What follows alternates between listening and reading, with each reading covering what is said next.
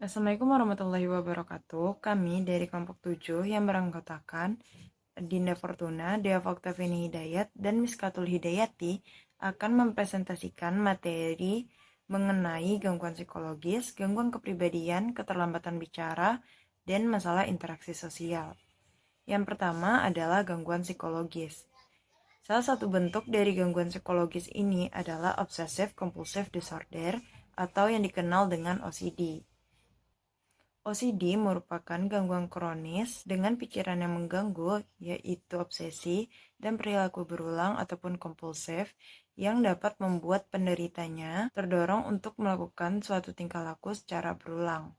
Dalam DSM-5, OCD ini tergolong menjadi gangguan kecemasan. Gangguan ini juga tergolong menjadi gangguan yang dapat menyebabkan disfungsional. Penderita dari gangguan ini akan cenderung melakukan tingkah laku ataupun perilaku secara berulang untuk mengurangi rasa khawatir atau kecemasan berlebih terhadap diri sendiri, yang mana tindakan ini dapat mengganggu kehidupan sehari-hari. Gejala dari Obsessive Compulsive Disorder atau OCD ini adalah yang pertama selalu mencuci tangan, yang kedua memiliki ketakutan terhadap kontaminasi dari penyakit, yang ketiga memiliki pikiran agresif yang dapat membahayakan orang lain ataupun diri sendiri, yang keempat melakukan tindakan perilaku ataupun pemeriksaan berulang, yang kelima memiliki pikiran yang tabu terhadap seks ataupun agama, yang keenam memiliki kebutuhan akan simetri, ketepatan, dan juga menghitung. Selanjutnya adalah faktor penyebab dari Obsessive Compulsive Disorder atau OCD. Faktor penyebab dari gangguan ini adalah yang pertama faktor genetik, di mana individu yang memiliki riwayat keturunan dengan OCD akan memiliki resiko atau kemungkinan untuk mengidap OCD atau Obsessive Compulsive Disorder ini juga. Yang kedua adalah faktor biologis, yaitu terdapatnya disfungsi pada sirkuit bagian striatum, talamus, dan frontal cortex yang menjadikan penderitanya tidak mampu mengendalikan ataupun menghentikan impuls. Gangguan ini juga dapat disebabkan oleh rendahnya kadar serotonin dan kelainan pada korteks orbit frontal dan bangsal ganglia pada otak. Selanjutnya adalah faktor psikologis. Individu yang memiliki pengalaman traumatis yang menyebabkan kesehatan mental terganggu, ataupun orang-orang perfeksionis yang mementingkan kebersihan dan kerapian akan memiliki kerentanan untuk menderita penyakit atau gangguan obsessive compulsive disorder ini. Faktor selanjutnya adalah faktor pembelajaran, di mana tindakan kompulsif yang muncul merupakan hasil dari pembelajaran, karena dianggap dapat mengurangi kecemasan atau kekhawatiran yang dirasakan oleh penderitanya ketika melakukan tindakan kompulsif tersebut. Sehingga setiap perilaku obsesi muncul, maka perilaku kompulsif ini juga akan muncul untuk mengurangi rasa cemas atau kekhawatiran yang berlebih. Selanjutnya adalah cara untuk mengatasi atau pengobatan dari Obsessive Compulsive Disorder ini. Yang pertama dapat dilakukan melalui psikoterapi. Bentuk psikoterapi yang digunakan adalah Cognitive Behavior Therapy atau CBT dengan tujuan untuk menentang pikiran ataupun emosi yang tidak benar dengan memberikan data yang berlawanan dengan kepercayaan mengenai suatu permasalahan. CBT ini juga dilakukan untuk mengenali pemikiran yang logis dan non-logis dari penalaran. CBT sendiri adalah metode yang digunakan untuk membahas emosi yang bersifat disfungsional, cara berperilaku malaraktif, dan proses kognitif yang berorientasi pada tujuan. Selanjutnya, pengobatan atau cara mengatasi OCD ini dapat dilakukan dengan relaksasi. Relaksasi ini dapat dilakukan untuk mengurangi rasa kecemasan atau kekhawatiran yang berlebih dengan cara melakukan kegiatan seperti stretching, yoga, meditasi, ataupun yang lainnya. Selanjutnya adalah farmakologi.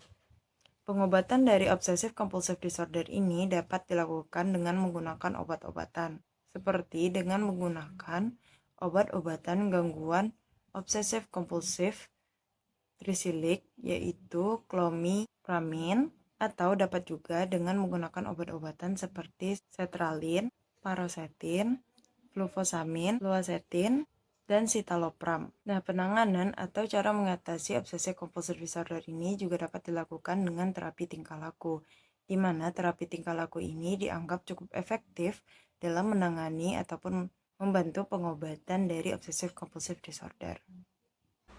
Nah, yang kedua, ada keterlambatan perkembangan, yaitu speech delay. Kemampuan berbicara anak itu dapat dikatakan normal jika kemampuan bahasa mereka itu sama dengan anak seusia sebaya mereka. Nah, namun, jika kemampuan berbicara anak itu tidak sama dengan teman sebayanya, maka dapat dikatakan anak itu mengalami speech delay. Di mana speech delay ini menandakan rendahnya kualitas dari bahasa serta komunikasi anak. Di usia 2 tahun, pelafalan masih sering salah. Lalu di usia 3 tahun, masih belum dapat melakukan perbendaharaan kata dengan baik. Dan di usia 5 tahun, belum juga mampu mengucapkan suatu objek. Nah, maka hal ini juga dapat dikatakan mengalami speech delay. Speech delay ini juga sering disebut sebagai speech or language disorder. Nah, anak-anak yang mengalami speech delay ini biasanya menggunakan bahasa isyarat dan gaya bicara. Ada faktor penyebab dari speech delay ini, di mana faktor yang pertama itu faktor internal, yaitu seperti kognisi, persepsi, serta prematuritas. Lalu ada dari faktor eksternal, yaitu pola asuh, pengetahuan, serta kemampuan sosial ekonomi. Nah, selain hal-hal di atas, ada juga speech delay juga dapat diakibatkan karena terjadinya kendala pendengaran, keturunan, masalah pembelajaran, serta komunikasi dengan orang tua. Lalu ada kerancuan bicara, di mana anak dengan gangguan speech delay ini akan mengalami kerancuan di dalam bicara. Nah, kerancuan ini dibagi menjadi 4. Yang pertama itu lip sync, di mana kata harimau itu diubah menjadi kata halimau. Nah, R itu menjadi L. Lalu di situ diubah menjadi di situ, S menjadi C. Lalu ada slurring, matahari menjadi tahali, di mana ketidakjelasan huruf M dan A. Lalu ada stuttering, di mana kata tapi aku tidak mau diubah menjadi tapi aku tidak mau, di mana gangguan kelancaran. Lalu ada yang 4, kata ring, bapak polisi diubah menjadi bapak cici, di mana penghilangan huruf P dan O, L menjadi C, serta S menjadi C. Lalu ada cara mengatasi speech delay. Yang pertama yaitu orang tua mengikuti pelatihan parenting. Yang kedua, menerapkan pola asuh demokratis. Lalu yang ketiga, orang tua selalu mengajak berbicara anak secara terus-menerus dan secara perlahan, lalu melibatkan anak dalam berkomunikasi secara interaktif. Ada penggunaan bahasa yang jelas dan benar, serta membenarkan jika masih terdapat kekeliruan dalam pelafalan, lalu mengajak anak berbicara, serta membangun komunikasi, menggunakan media gambar atau video untuk berkomunikasi. Baiklah, saya di sini akan menjelaskan tentang gangguan kepribadian narsistik. Narsistik merupakan kondisi gangguan kepribadian di mana seseorang akan menganggap dirinya sangat penting dan harus dikagumi. Pengidap gangguan ini hampir selalu merasa dirinya lebih baik dibandingkan dengan orang lain. Pengidap gangguan kepribadian ini memiliki perasaan yang mudah tersinggung dan bisa dengan mudah merasakan depresi ketika mereka dikritik oleh orang lain, meskipun mereka memiliki target kepercayaan tinggi.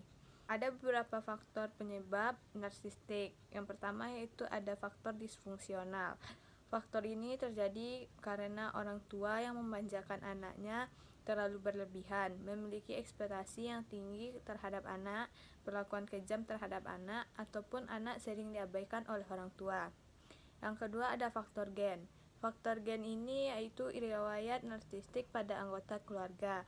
Kondisi ini juga disebut bisa berpengaruh dikarenakan adanya hubungan antara otak dengan perilaku serta kemampuan berpikir yang memainkan peran dalam perkembangan gangguan kepribadian narsistik.